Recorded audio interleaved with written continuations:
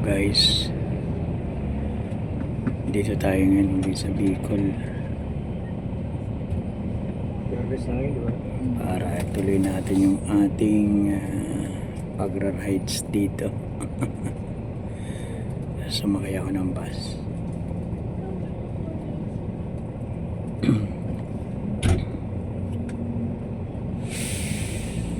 At naiwan kasi yung motor dun sa bahay sa Bicol.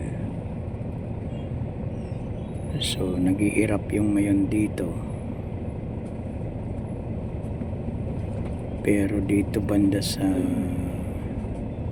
malapit sa Aquinas University na ngayon ay University of Santo Tomas, hindi gaano makita ang mayong volcano.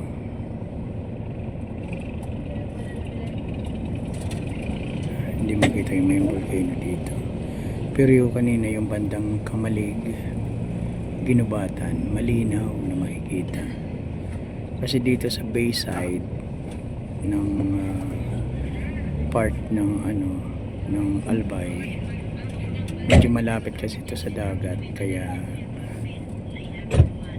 yung ulan na nanggagaling sa Pacific Ocean dito bumabagsak. So kaya dito ay medyo umuulan-ulan ng konti, pero dun sa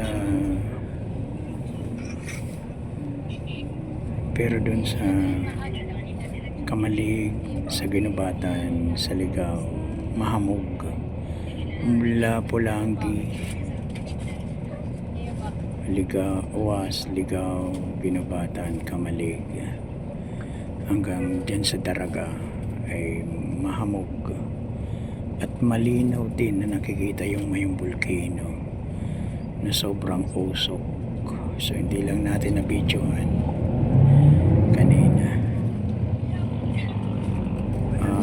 Umuusok yung umuusok hanggang baba, hanggang paanan. So ayan naman yung volcano, ayan.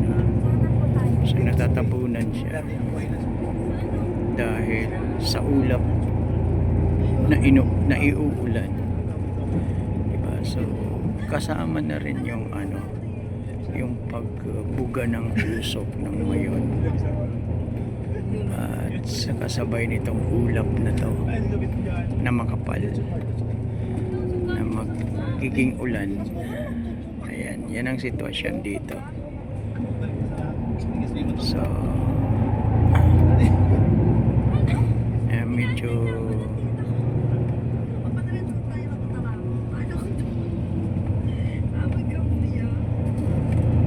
hindi natin gaano maaninag.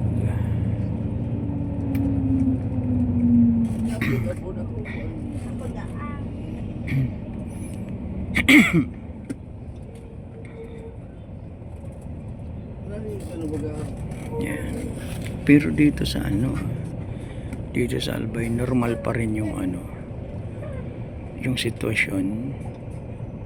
May pasok yung mga eskwela, pasok yung mga government employee, private employee, mga trabaho sa pabrika. Normal pa rin kasi nasa alert level 3 pa lang. Pero sa iba minsan binabalita ng mga media grabe na daw. Pero dito wala, normal. Ayan, makikita po ninyo, normal lang. Ayun, diba? Walang Bababa ka. Kita ko mga kaya pasalino. Uli ka ito. Ayan. Normal lang mga rito, di ba? May mga nagmumotor pa, di ba? Ayan, may pasokan pa. May pasok ang mga eskwela. So yun lang sigurong nasa 6 kilometer radius danger zone. Yun ang medyo hinihigpitan. Yan, nagkaroon na rin ng preemptive evacuation para po dun sa sa mga 6 kilometer radius danger zone. At Hindi na sila pwedeng manatili doon dahil anytime may sinasabi ng pillbox na possible na mag-erupt at lumakas pa yung pag-alboroto ni Daragang Magayon ng mayong volcano. Ayan, pero dito, ito kasing Legazpi ay nasa 14 kilometer radius. Ang layo sa mayong volcano 12, mula 12 Daraga 12, then dito 14. So habang lumalapit ka Santo Domingo ay nasa 8 kilometer danger zone. Yan. So katulad niyan, makikita yung paanan niya. Makikita mo, pero titingnan natin mamaya kung ano, di ba? So babaybayin natin to. Baybayin natin tong kahabaan nitong radius nito na nakapaikot tayo sa mayong volcano.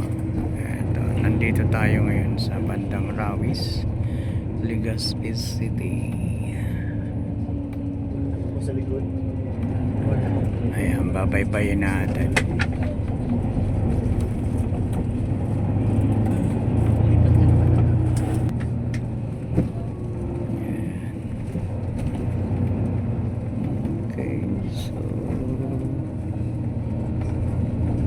Ito dati yung mga dinaanan ng lahar nung nag-erupt siya ng 2016. So ngayon hindi dito ang daan ng lahar, sa iba.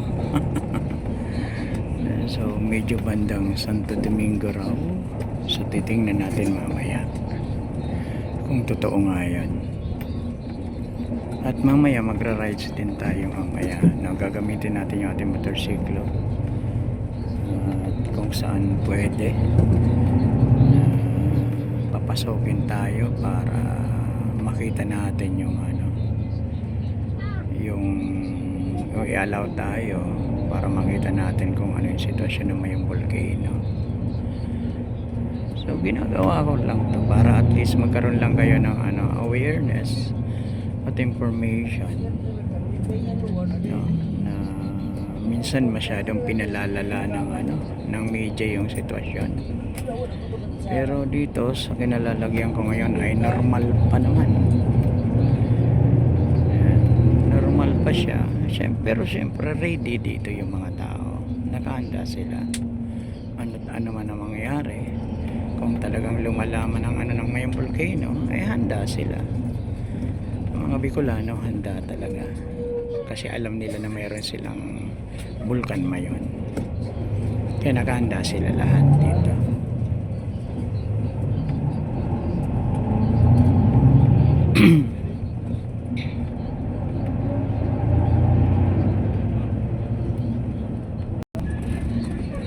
So ayan ang sitwasyon ng mayong volcano na natatabunan siya ng makapal na hamog.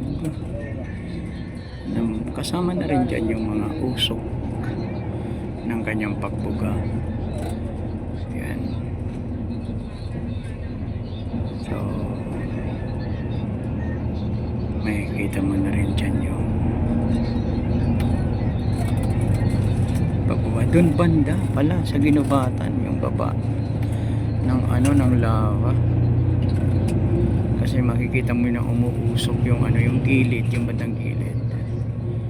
Makikita po ninyo yun. Ayan, doon banda sa bandang gilid. Doon maliwanag. Kitang-kita ang mayong volcano. Dito hindi. Dito hindi kita. So, ayan. So, marami na rin dito mga nagpupuntahan. Siyempre, may mga nandito na rin yung mga TV network, mga radio,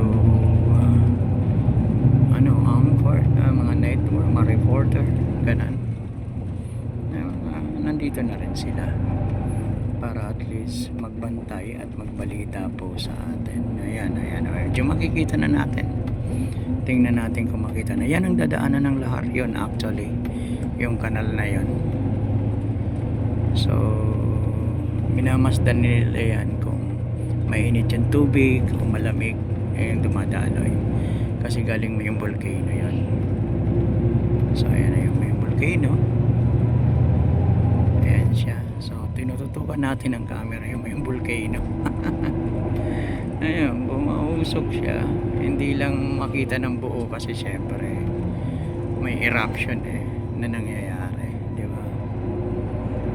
So di natin alam kasi minsan biglang bumubulwak yan. Nung nakaraan yata 2023 bumulwak yan yan.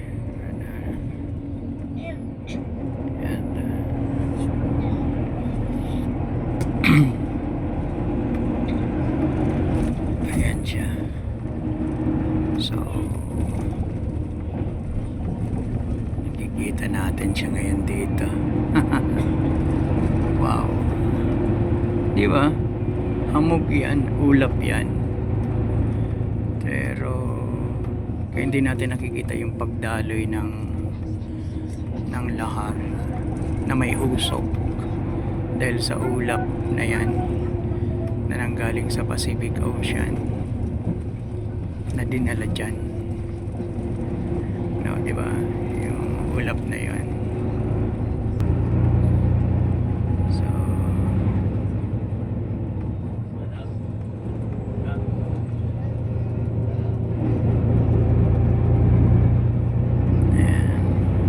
Itong lugar na to medyo malapit-lapit ito, nasa 8 kilometer itong lugar na to.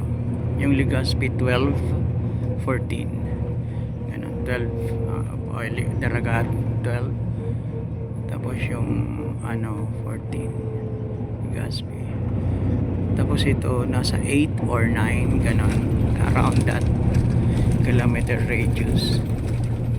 So yung nasa 6 kilometer radius danger zone ay yun ang pinaliligas. Kasi siyempre delikado na yan, dahil hindi lang lahar ang maaaring bumaba, kundi mga bato, yung mga nagbabagang bato na nanggagaling sa taas ng bulkan na natitibag. Ayan siya, si Daragang Magayon muling nagising. At gusto niya magpakitang gilas. Dahil kwento-kwentuhan dito ng mga matatanda, kwentong barbero. Meron daw kasing dito daw kasi nanggaling yung malaking buhaya. Kaya nagalit si Daragang Magayon, di ba? Ayan, yung may papasok doon sa Mayong Volcano Natural Park, doon papasok yun, doon ka papasok para makita mo yung kabuuan ng Mayong Volcano. Pero sa ngayon hindi mo siya makikita kasi natatabunan siya ng ulap. Kasi dito, because of the shear line na nanggagaling sa dagat, pagsasalubong ng init at lamig, nasa gitna yung South Luzon, no? Sa taas, sa norte, dun yung lamig. Dito naman sa southern part ng Pilipinas ay yung init na nanggagaling sa Pasipiko. So nasa gitna ngayon yung South Luzon, kaya yung pagsasalubong ng init at lamig, yun ang shear line na nagdadala ng ulan. So ayan, pinapantayan rin nila yan. Uy, tuloy pa rin ang kuharin nila, ha? O, diba? Yan, mga dadaan ng lava ng mayon yan, kung sakali man lumakas. Itong tinatawag na padang dito maraming namatay nun na nagkaroon ng eruption yung Mayong Volcano 2016 rather. Ganun. And di na nakita si Daragang Magayon, sayang, no? Kasi dahil dito sa ulap na to, because of the shoreline, ay namumuo na naman yung ulap sa langit. Tinapunan na naman ang ating Daragang Magayon. Ayan siya, hindi nakikita, kaya pala sinasabi nila malabo, pero dun sila pumupunta, dun sa malinaw bandang Ginobatan, Kamalig, dun malinaw na malinaw, kaya dun sila nagre-report yung ibang mga reporter at mga TV journalist. Yan. So dito di makita. Ayan. Pero dito ay mararamdaman mo na rin yung yung iba yung simoy ng hangin. Medyo malagkit-lagkit. Yung parang may amoy asupre. Yun ang yun ang delikado. Pag talagang naging worse at naging grabe yung pag-erupt ng Mayong Volcano, lahat kami rito magmamast. So ngayon nga lang dapat nakamast na sila, dahil siyempre iba na yung amoy ng konti. So yung mga sensitive, yung pang-amoy at alam nila, ay magmamast na talaga, lalo sa mga estudyante. Importante yun. Pero so far hindi pa naman nagbibigay ng alarm or warning yung mga local officials dito kung magsusuot ng mask o ganun muna. Wala pa naman. Yan. Taantayin pa nila yun, yung na yun, yung warning na yun. So ganun katitibay yung mga Bicolano, guys. Matibay talaga. Matibay ang alambaga. Actually, kahit naman hindi nag-i-erupt ang Mayong Volcano, may paminsan-minsan may maamoy kang asupre talaga, kasi dahil sa usok ng Mayong Volcano. Kasi ngayon nga lang, so medyo dahil sa sobrang pag-uulan dito na walang tigil na pag-ulan dito sa bandang Malilipot, talagang inuulan yung Mayong Volcano. So pumapatak talaga yung ulan dun sa bunganga ng Mayon. Yun na nagko-cause na nabubutas yung kanyang parang magma, yung parang magma na nakakover sa Mayong Volcano. Nabubutas yun. Pag nabutas yun, of course bubulwak yung lava nun, kasi yung lumig ng tubig, diba, yung parang alam mo ba yung nagpiprito kayo, diba, yun, ganun ang nangyayari kapag naano ng tubig yung piniprito nyo, ganun tumatalsik. So ganun nangyayari sa ng Mayong Volcano kapag nalalagyan ng tubig yung bunganga, yung bibig niya.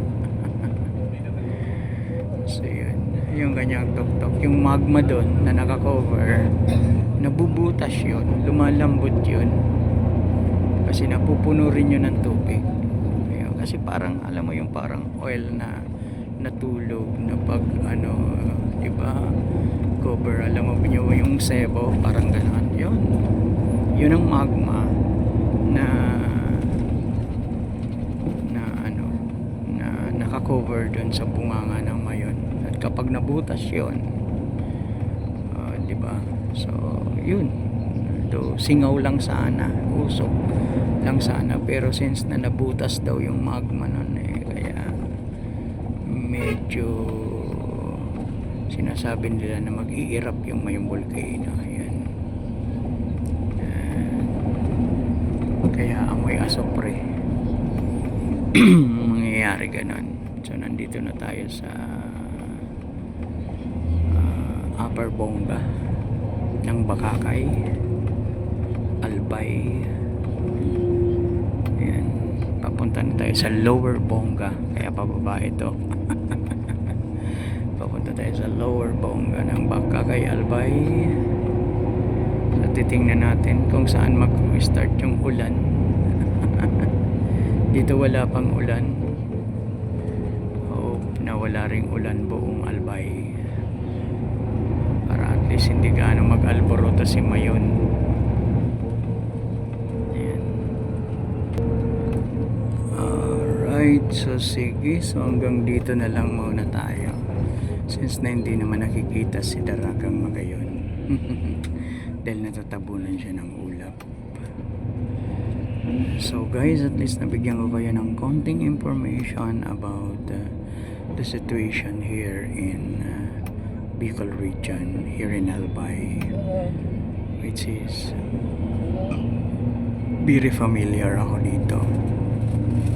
Although sa Maynila tayo naglalagi, pero very familiar tayo dito sa sitwasyon dito sa Albay, dahil naglagi rin ako dito ng matagal-tagal din. So syempre sa kakagala-gala sa kakatanong-tanong, ayun, nakakabuo tayo ng information about dito sa sitwasyon dito sa Mayong Volcano at dito sa buong Albay. So God bless everyone. Kayong gaanong matakot, dahil mabait naman si Daragang Magayon. Hindi yan gaano mag-aalboroto, papakitang kilas lang yan. So medyo maulap lang, kaya hindi natin po makita. Kaya siguro hanggang dito na lang. Peace out. At sa mga susunod na araw, titingnan din natin mamaya kung makapag-rides tayo para makita natin at malapitan natin doon sa pwede nating malapitan, na i-allow tayo na makalapit ng konti. Okay, sige, God bless everyone and see you on next video. Peace out.